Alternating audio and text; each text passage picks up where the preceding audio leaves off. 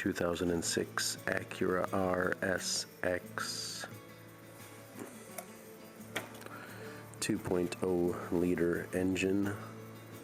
Going to be attempting the clutch replacement, manual transmission replacement, removal. So we've got some 10mm clamps on here. Got a plug in there and a tube that will right down here. So we'll disconnect those. Took this off, 8mm bolts around here.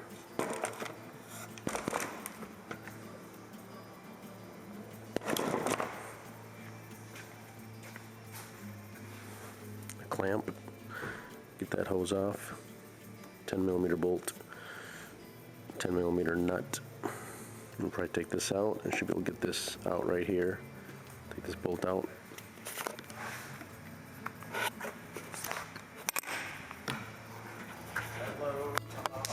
Where's your shadow? Did your dad leave already? Thought he might stay all day for you. Oh, left. Someone would have left. Yeah, no, out. Okay.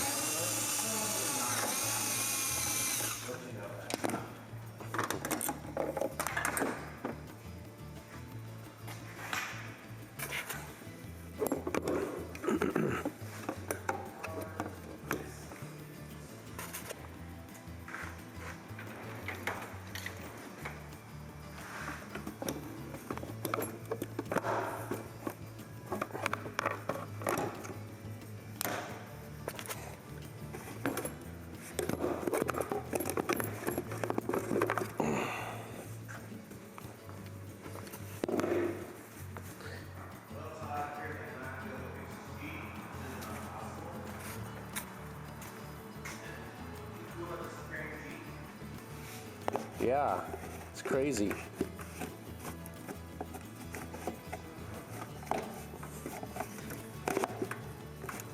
Try and get this out as well.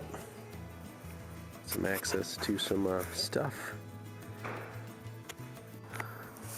So we're going to pull off these two clips right here. Just use a screwdriver or something. Pull them straight up. Get those off. And I'll take out these cotter keys out of these little holes here.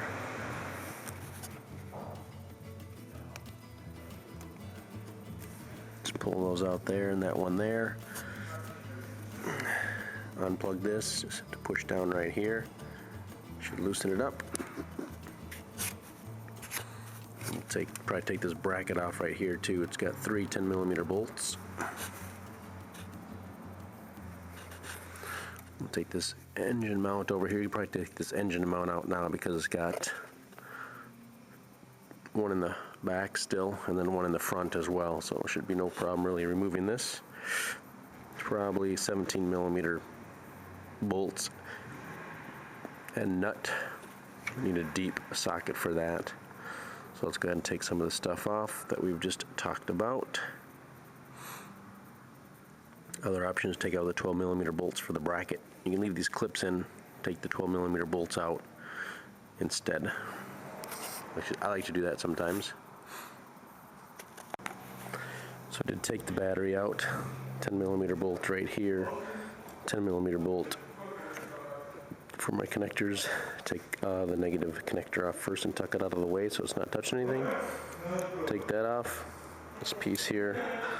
Also take that off, pull the battery out, get that out of its little harness. You can take this nice little case thing out of here, probably clean that up a little bit. Get the battery out.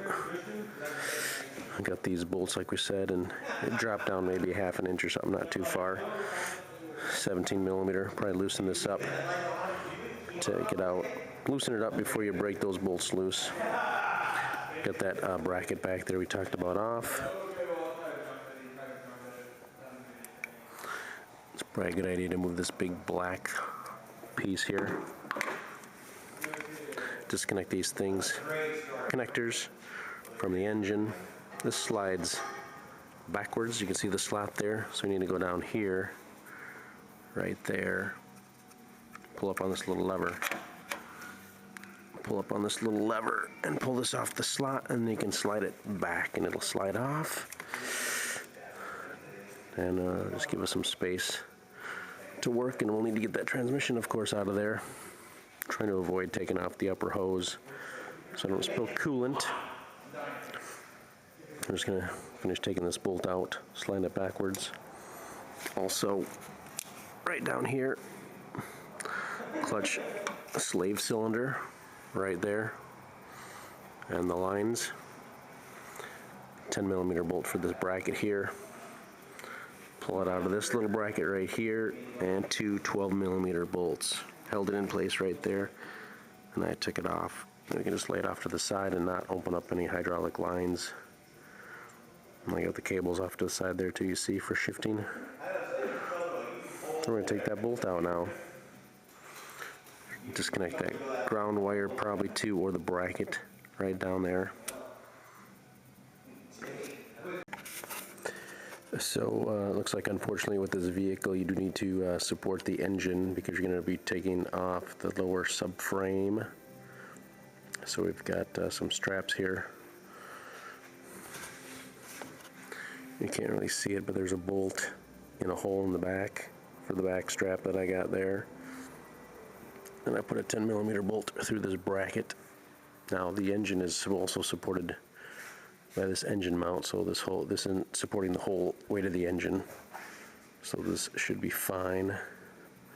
This setup right here, just so you know, you possibly could do it with some jacks underneath, supporting the engine if you're on the ground, but that's really going to be a pain on the butt, and I am sorry that you have to do this in your driveway or somewhere if you're attempting this. Also got the 17mm bolts out of here. They're down here. Took them out as well, as long as I was here.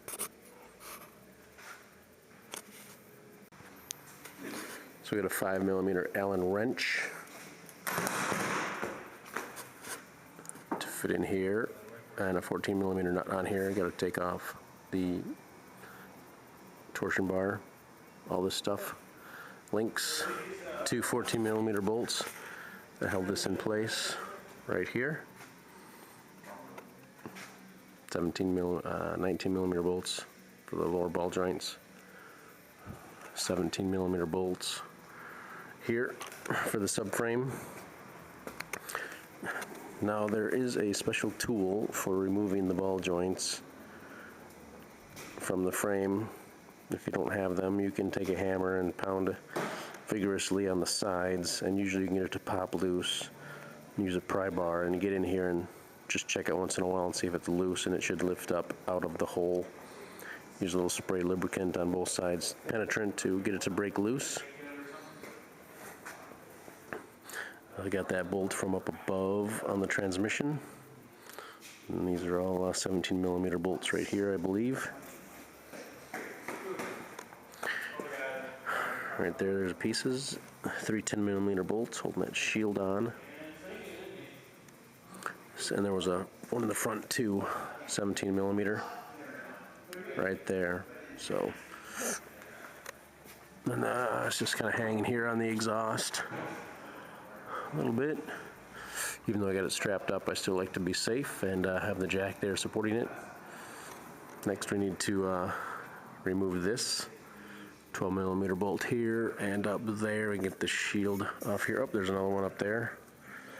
Get this shield off, and then we can probably get this mount out here. Might be able to just pull this back enough maybe to get it out of the way without taking the axle totally out. And we could bungee it maybe to the exhaust. It's a thought. Otherwise we'll take this nut off and just totally remove the axle.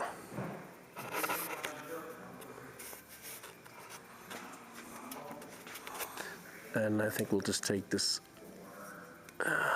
get the 10mm bolt here for the ground wire. And this bracket, we can pull this wiring harness out of here. It's disconnected here, unplugged. This bracket has to come off because it goes on the engine and exhaust. or engine and transmission. Looks like 17 millimeter, maybe 19. 3 bolts. So the lower starter bolt does go through the transmission, so we remove that up here. And got this bracket out of the way. 2 12 millimeter bolts. I just chose to move the bracket out of the way. Just got the ground wire and 2 plastic holders for wiring there. Got that bolt out. 2 bolts in the back. You can see I get this out. Got the bracket out of the way, then 3 14 millimeter bolts. This just kind of slides out, you can see. There's no fluid coming out right now, but I just put a rag in there in case. Again, 2 17 millimeter bolts through the transmission here. Slid this one out as well, just leaving it here. I'm hoping and believing that there's enough space for the transmission to tip out without dropping the engine. It's kind of strapped in place up top. I think that is everything. I don't think I've missed anything. See how it goes with this bracket up here flopping around. I might have to take it out. So I think it is ready to come out. I don't know if you can see, but there's a little separation already there. So got this here to jack supporting it as well, and we'll slide it backwards.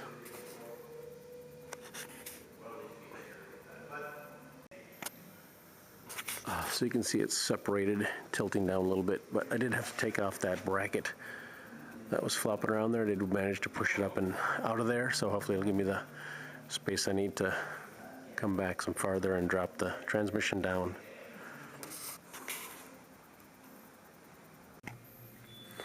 All right, so we got the clutch disc and pressure plate out, 12.10 millimeter bolts. I'll show you those in a minute. However, here's kind of the problem. Some kind of harsh driving, and broke the spring here. That's when you're being too aggressive with the clutch pedal. And it's broken and it's caused problems. So we're going to replace it.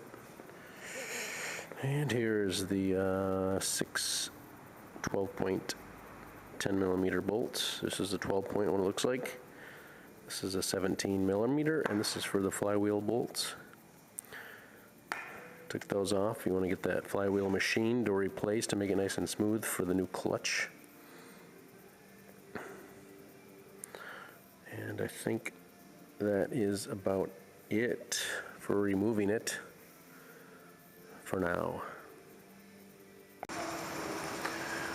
Got a resurfaced flywheel in here. I'm going to tighten these up to about 76 foot-pounds, I believe is the spec. So just do this in a crisscross pattern, tighten them up slowly, and then bring it up to 76 foot-pounds. You can usually use a screwdriver and wedge it in here somewhere, and hold the flywheel in place while you tighten the bolts. I'm going to put the pressure plate and disc on here. And so here's the setup. It is often labeled, but not always labeled as flywheel side, but we want this fat chunk in here, the flatter surface on this side, to go towards the flywheel. So we're going to mount it like this and use our special tool to line it up from the other way, of course.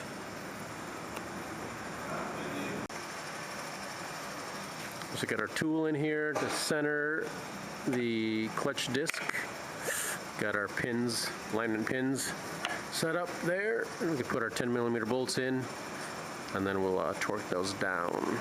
I like to put the bolts in, snug it down a little bit, and give me a little bit of freedom to move this, so I can kind of feel when I think it's mostly centered.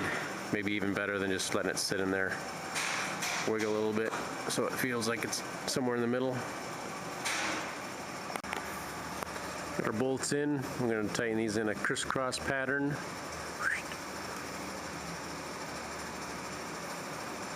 Just crisscross around and tighten these up to 19 foot-pounds. This is the final torque spec. So then we'll have everything tight. And then we'll slip the transmission in after this.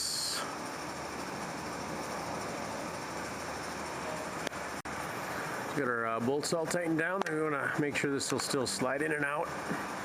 That's kind of why I tighten the bolts just a little bit, and make sure I can move the clutch disc a little bit, and I can make sure it's lined up. Some good friction on there when it goes in and out, so happy with that. And work on putting the transmission up. Make sure your dowel pins are where they need to be, so everything gets lined up properly. Watch out for the wires if they're dangling for you when you put the transmission in, so they don't get pinched. When we were taking the transmission out, we need to make sure we get on this side over here with this right here. This was catching when we were dropping it out. You can see here's my piece for here. So when you put it back up, make sure this piece is on the left-hand side of